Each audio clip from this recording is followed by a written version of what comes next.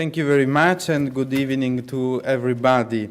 Today, everybody knows that is an important day. Indeed, we celebrate the 70th anniversary of the United Nations.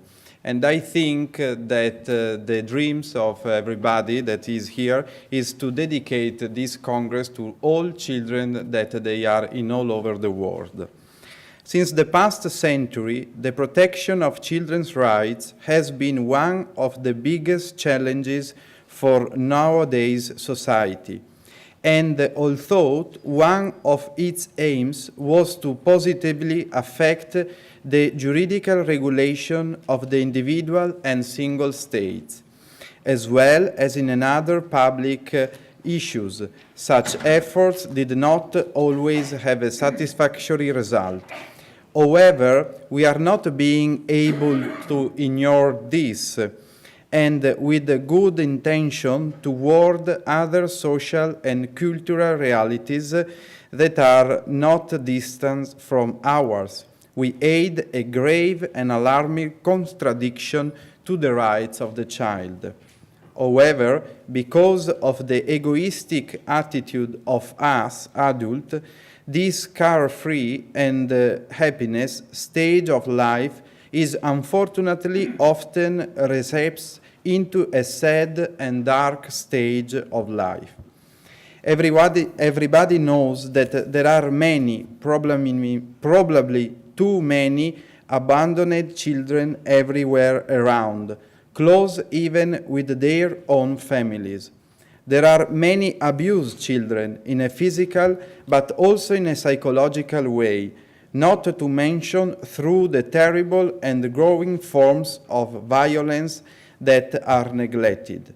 Many children are forgotten and defenseless because their fundamental rights are not recognized but by educational agencies that have marginalized them, by public service that are hardly active, and by the families that are emotionally absent or pedagogically insufficient. There are many invisible children, migrants and minors who are unaccompanied, and because of this, their childhood is not acknowledged and wounded on a daily basis. Infants at times are tolerated, but hardly ever truly accepted and integrated. There are also many children whose infancy has been denied because very rapidly their vulnerable age is overabundant with heavy responsibility. Many infants who are born and grow up within a family are disabled, since quite often they are left alone. Another factor that plays into this disability is their personal encounter with other families that don't share the same borders, more so since they contend with them with children of the same age in their neighborhoods or in the second school they attend. In other words, it's the same ludic and social reality. In this regard, there is no doubt that the solemn international declaration of the past century have helped limit such violation of children's rights, as they recognize that children possess particular rights and interests in view of their condition as trainees.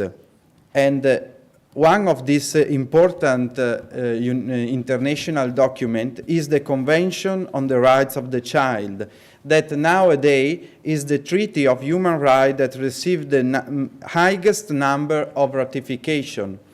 Recently, indeed, also the Somalia, 3 weeks ago, ratified the CRC. I think that the prestigious of this famous university and also the hard work that you did can help the United States of America to ratify the convention as soon as possible. The merit of having taken within the supranational sphere the commitment to protect children dates back to the oldest existing international organization, the International Labour Organization, that this morning also we heard about this organization, which already since its establishment in 1919 initiated the ratification of the state of the Convention number 5. But the ILO, the International Labour Office, underlined that one of the most important issues is, of course, the labor exploitation, but is the right to education. Indeed, at that time, a lot of children, they didn't go to the school. The right to education was denied to a lot of these children. That's why, after some years, in 1924, we can have the first declaration of the rights of the child that was established in Geneva, which established for the first time some fundamental rights to ensure that the minor, with the goal of harmonious growth. This led to the Declaration of the Rights of the Child, which was also unanimously approved by the General Assembly of the United States in New York in 1959. Both declarations, by their very nature, are characterized by a value that is merely programmatic, devoid of binding legal force for the state. But the very principle enshrined in the two international treaties, although not exigible within the state sector, have brought some concrete values inherent in different legal systems to a gradual recognition to the rights of the children. And in particular, one of these values is the right to education. That's why the Convention on the Rights of the Child that was approved by the United Nations in 1989 established in Article number 3 that in all action concerning children, whatever undertaken by public or private social welfare institutions, courts of law, administrative authorities, or legislative bodies, the best interest of the child shall be a paramount consideration.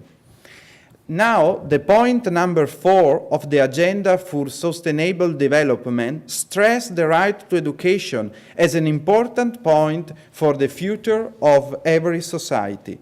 Indeed, the right to education is the first condition for the development of a society, according to the Article number 28 of the CRC and Article number 2. This is the article very important because it speaks about the principle of non-discrimination.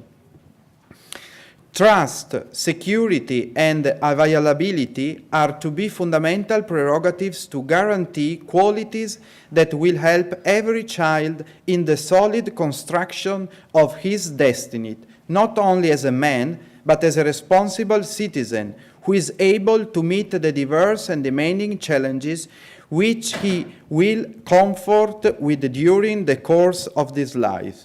Therefore, to ensure protection and effective tutelage of the rights and interests of those who seek to live life to its fullest, more than ever becomes a top priority from which no human being can feel exonerated. It is only in embracing this dutiful challenge that we can pass from a theoretical level into a practical one. Recently, Pope Francis, when he speaks here, and he speaks in the Congress of the United States, he used a nice expression. He said, "I'm speaking here in the house of the freedom." And he stressed and he underlined that also in this biggest country, every child has to receive the recognition of the child and in particular of the education. And for us, adults, to recognize a legal and moral leadership of the legitimate interests of minors that does not derive in the final analysis from the metaphysics of innocence, that is, from considering children as a subject who are constitutionally weak, but from comprehending their weakness and innocence as an explicit duty on the part of whoever is preparing to work with them, properly disposing the relational dynamics that affect them, thus avoiding to forever constrain their legitimate interest. The motto laid down by the founding of this university is one again to help guide every effort in the light of truth, the rights of the smallest. Failure to do so would be betray the ultimate aim and perhaps the noblest of a societies whose moral greatness must be measured on what is done for the society. A quarter of a century has passed. We shall not wait other 25 years in order to contribute to the full and real attention that has already been recognized into them. What is at stake, it's not our own good, but the present and future good of the humanity. Thank you very much.